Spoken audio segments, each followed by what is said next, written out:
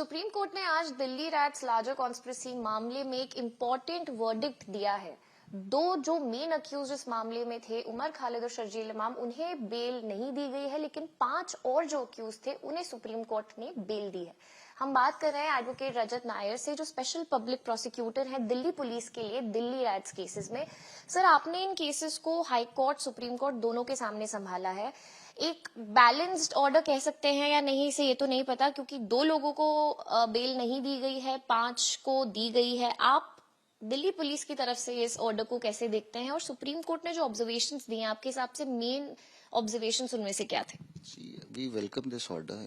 ये बहुत ही fair order है और इस ऑर्डर, ये जजमेंट जो है ये बहुत लैंडमार्क जजमेंट है।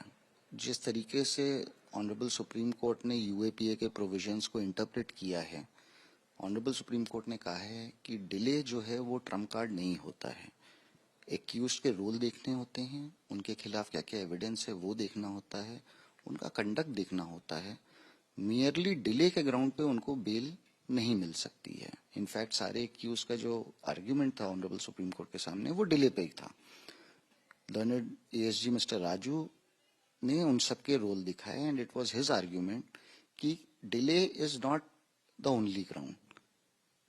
अगर आपको लंबे समय से आप कारावास के अंदर में हैं तो इस ग्राउंड पे ही केवल बेल नहीं मिल सकती है, आपका रोल देखना पड़ेगा। और रोल एग्जामिन करने के बाद ही सुप्रीम कोर्ट ने 2 कैटेगरी ऑफ एक्यूज बनाए। एक जो मास्टरमाइंड थे, जिन्होंने ये पूरे दंगे फैलाए, जिन्होंने पूरे दंगों को कंस्पायर किया।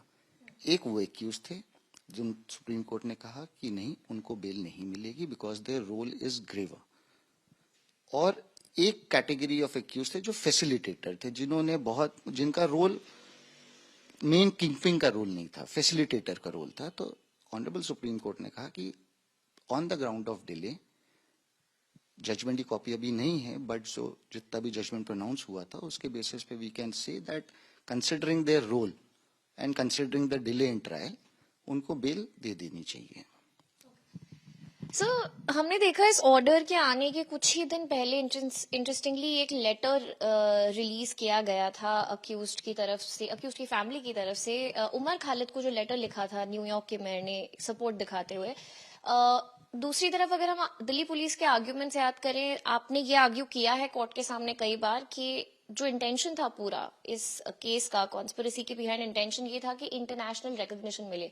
आपको लगता है कहीं ना कहीं ये लेटर वाली चीज ने आपका पॉइंट एक तरीके से प्रूव किया है? क्या कमेंट है आपका सिचुएशन? देखिए, ये लेटर तो बिल्कुल चीजों को एकदम स्पष्ट और प्रत्यक्ष कर देता है कि हमारा हमेशा से ये केस था कि ये एक बहुत प्लान्ड, जो आजकल की डेट पे एक नया शब्द आया है निकल के, रिजीम चेंज ऑपरेशन, ये वैसा था। इसके पीछे कोई ना कोई इनविजिबल हैंड था।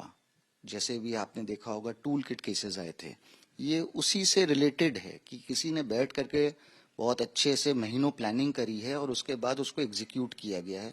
एग्जीक्यूशन डेट भी बड़ी अच्छी है। जिस दिन ट्रम्प साहब इंडिया विजिट कर रहे थे, ऑफिशियल विजिट पे थे, उस दिन ही ये राइट भड़काए गए थे। उसी दिन पहला मर्डर हुआ था इस राइट में। अनफॉर्चुनेटली रतन लाल हमारे पुलिस के ऑफिसर थे, उनको लिंच किया गया था, पब्लिक ने उनको लिंच कर दिया। तो ये इसके पीछे हाथ है और आज ये लेटर प्रूफ कर देता है कि जो हमारा आर्ग्यूमेंट था सुप्रीम कोर्ट के सामने कि this is not a riot which has occurred in a spur of moment और this was a communal riot, ये कम्युनल राइट नहीं थी। इसका इंटेंशन कुछ और ही था। इसका इंटेंशन था इंडिया को डिस्टेबलाइज करना। That was the intention behind this right.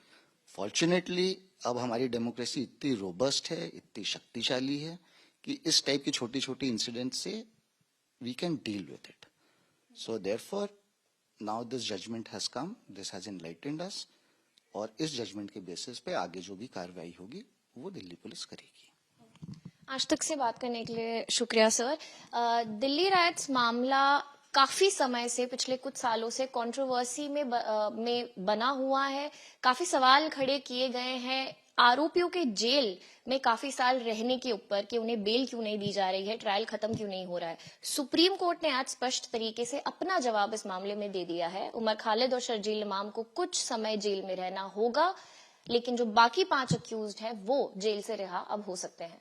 Camera person Kunj Bihari के साथ सृष्टि ओझा, नई दिल्ली, आज तक।